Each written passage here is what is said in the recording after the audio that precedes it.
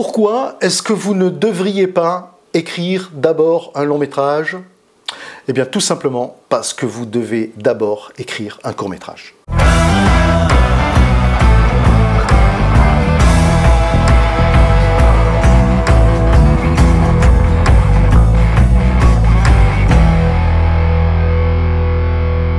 Et la première raison, eh bien, c'est le fait qu'un court-métrage, ce sont moins de pages de scénario et c'est donc moins de temps. Si c'est votre première expérience en scénario, je vous conseille et même je vous ordonne de commencer par un court-métrage parce que si vous commencez par écrire un long-métrage, c'est-à-dire 100-150 pages de script, ça va être déjà une longue aventure et beaucoup plus de risques de vous planter. Écrire un scénario, c'est une véritable aventure.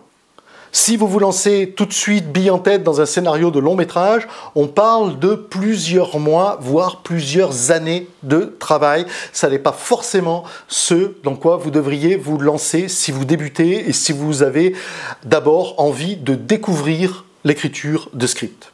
Écrire un script, c'est écrire, réécrire, corriger, réécrire, relire, réécrire sans cesse. Et ça, si vous débutez, c'est beaucoup plus facile à faire sur un format court, c'est-à-dire sur un format de au maximum une vingtaine de pages ou une trentaine de pages, vraiment grand maximum, que de le faire sur une centaine de pages.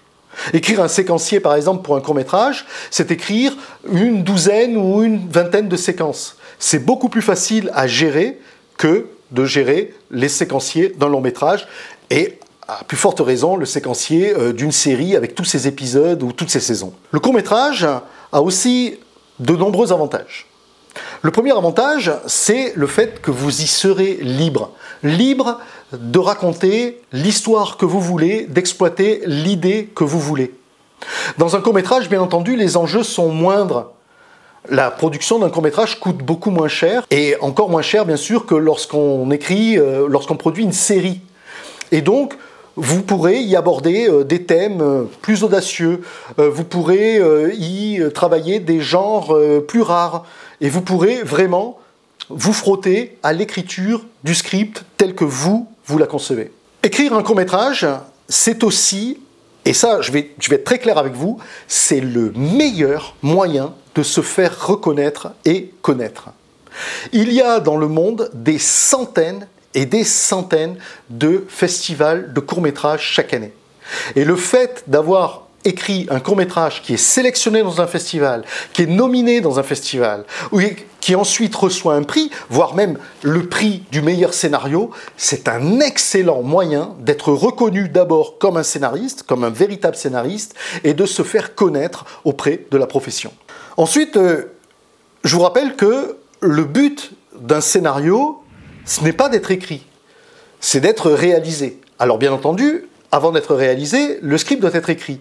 Mais rappelez-vous qu'un script qui n'a pas été réalisé, un script qui n'a pas été transformé en film, c'est un script qui n'existe pas, qui n'existe que dans votre disque dur, que sur votre étagère. Vous pouvez en être très fier, mais personne ne saura jamais ce que vous avez écrit et ne connaîtra jamais la beauté ou l'intérêt de l'histoire que vous avez développée.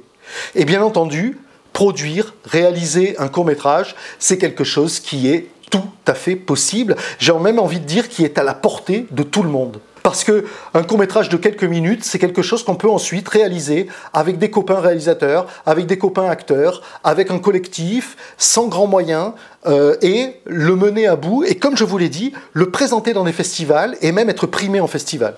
Si c'est votre premier script, ou l'un de vos premiers scripts, écrire un court-métrage a ce formidable avantage que l'échec n'est pas finalement très grave. C'est-à-dire que si au final le script que vous avez écrit n'est pas terrible, a quelques erreurs, non seulement vous apprendrez de ces erreurs, mais ces erreurs, elles n'auront pas de conséquences sur votre carrière ou elles n'auront pas de conséquences sur la suite de vos scénarios, comme pourraient l'avoir par exemple les erreurs que vous feriez sur un long métrage ou sur une série. Le court-métrage, disons-le, c'est une formidable école. En fait, moi, je ne connais pas de réalisateur, je ne connais pas de scénariste qui n'a pas commencé par écrire des courts-métrages. Parce que c'est une véritable école. C'est comme ça qu'on apprend à écrire. Ne serait-ce qu'apprendre à formater son script, on l'apprend en écrivant un court-métrage.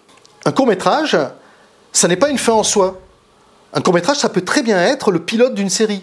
Un court-métrage, ça peut très bien être le trailer, le teaser, la démo en fait d'un long-métrage que vous avez envie de réaliser. Il y a beaucoup de courts-métrages qui sont en fait 3 ou 4 séquences de départ ou au milieu d'un film qui a déjà été écrit. Et le court-métrage va servir de promotion, va servir en fait de guide, de publicité pour pouvoir ensuite produire, écrire le long-métrage ou la série. Puisqu'on parle de court-métrage spécifiquement dans cette vidéo, je vous rappelle qu'avec Romain, nous avons conçu une formation spécifique qui s'intitule « Écrire au format court, écrire un court-métrage ». Vous en trouverez le lien dans la description. Dans cette même description, vous trouverez également le lien vers le petit guide des scénaristes, qui est un guide dans lequel on vous donne des trucs et astuces pour écrire et réaliser aussi votre premier court-métrage. Abonnez-vous à la chaîne afin de ne pas rater les prochaines vidéos. Mettez-nous un like parce que ça nous fait plaisir, et puis un commentaire pour nous dire ce que vous avez pensé de cette vidéo.